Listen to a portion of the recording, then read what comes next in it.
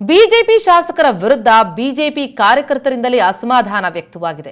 ಕೊಪ್ಪಳದ ಕನಕಗಿರಿ ಶಾಸಕ ಬಸವರಾಜ ದಡೇಸೂಗೂರ್ ವಿರುದ್ಧ ಆಕ್ರೋಶ ವ್ಯಕ್ತವಾಗಿರುವಂತದ್ದು. ಬಿಜೆಪಿ ಶಾಸಕರ ವಿರುದ್ಧ ಈ ರೀತಿಯಲ್ಲಿ ಆಕ್ರೋಶ ವ್ಯಕ್ತ ಆಗ್ತಾ ಇರೋದು ಬಿಜೆಪಿ ಕಾರ್ಯಕರ್ತರಿಂದಲೇ. ಪಂಚಮಸಾಲಿ ವಾಟ್ಸ್ಆಪ್ ಗ್ರೂಪ್ನಲ್ಲಿ ಶಾಸಕರ ವಿರುದ್ಧ ಅಸಮಾಧಾನ ವ್ಯಕ್ತವಾಗಿದೆ. ಕೊಪ್ಪಳದ ಕನಕಗಿರಿ ಶಾಸಕ ಬಸವರಾಜ್ ವಿರುದ್ಧ ಆಕ್ರೋಶ ವ್ಯಕ್ತವಾಗಿರುವಂತದ್ದು. ಪಂಚಮಸಾಲಿ ವಾಟ್ಸ್ಆಪ್ ಗ್ರೂಪ್ನಲ್ಲಿ ಶಾಸಕರ ವಿರುದ್ಧ ಅಸಮಾಧಾನವನ್ನು ತೋರ್ಪಡಿಸಿದ್ದಾರೆ ಕಾರ್ಯಕರ್ತರು. ಶಾಸಕ ಬಸವರಾಜ್ ವಿರುದ್ಧ ನೇರ ಪರ್ಸೆಂಟೇಜ್ ಆರೋಪ ಬರ್ತಾ ಇದೆ. ಬಿಜೆಪಿ ಶಾಸಕರ ವಿರುದ್ಧ ಪರ್ಸೆಂಟೇಜ್ ಆರೋಪ ಮಾಡಿದ್ದು ಬಿಜೆಪಿ ಕಾರ್ಯಕರ್ತರೇ. ಬಿಜೆಪಿ ಶಾಸಕರ ವಿರುದ್ಧ ಈಗ ಬಿಜೆಪಿ ಕಾರ್ಯಕರ್ತರೇ ಅಸಮಾಧಾನಗೊಂಡಿದ್ದಾರೆ. ಪರ್ಸೆಂಟೇಜ್ ಆರೋಪವನ್ನ ಮಾಡ್ತಾ ಇದ್ದಾರೆ. ಪಂಚಮಸಾಲಿ ವಾಟ್ಸ್ಆಪ್ ಗ್ರೂಪ್ನಲ್ಲಿ ಶಾಸಕರ ವಿರುದ್ಧ ಅಸಮಾಧಾನ ಕೇಳಿ ಬಂದಿರುವಂತದ್ದು. ಬಿಜೆಪಿ ಶಾಸಕರ ವಿರುದ್ಧ ಅವರದೇ ಪಕ್ಷದ ಕಾರ್ಯಕರ್ತರು ಈಗ ಆಕ್ರೋಶ ಹೊರಹಾಕ್ತಾ ಇದ್ದಾರೆ. ಶಾಸಕ ಬಸವರಾಜ್ ವಿರುದ್ಧ ನೇರವಾಗಿ ಪರ್ಸೆಂಟೇಜ್ ಆರೋಪ ಮಾಡ್ತಾ ಇದ್ದಾರೆ ಬಿಜೆಪಿ ಕಾರ್ಯಕರ್ತರು.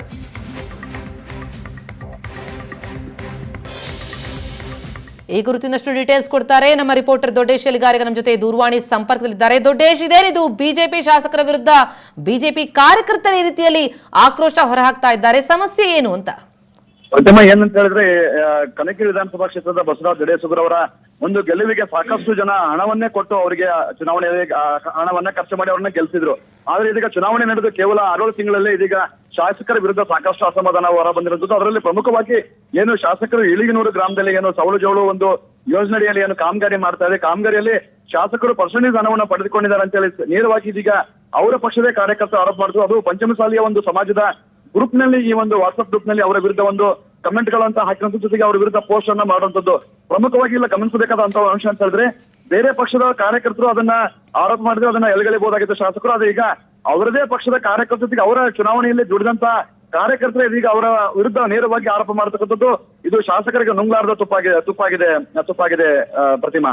ದೊಡ್ಡೇಶ್, ಪ್ರಮುಖವಾಗಿ ಪ್ರಧಾನಿ ಮೋದಿಯವರು ನಮ್ಮ ಮೈತ್ರಿ ಸರ್ಕಾರದ ಮಟ್ಟಿಗೆ ಪರ್ಸೆಂಟೇಜ್ ಸರ್ಕಾರ ಅಂತನ್ನುವಂಥ ಮಾತುಗಳನ್ನ ಆಡ್ತಾ ಇದ್ರು. ಈಗ ಅವರದ್ದೇ ಕಾರ್ಯಕರ್ತರು ಅವರದ್ದೇ ಶಾಸಕರಿಗೆ ಇಂಥದ್ದೊಂದು ಪರ್ಸೆಂಟೇಜ್ ಮಾತುಗಳನ್ನ ಆಡ್ತಾರೆ ಅಂತಂದ್ರೆ ಇದು ನಿಜಕ್ಕೂ ಕೂಡ ಬಿಜೆಪಿಗೆ ಮುಜುಗರದ ವಿಚಾರ ಅಲ್ವಾ?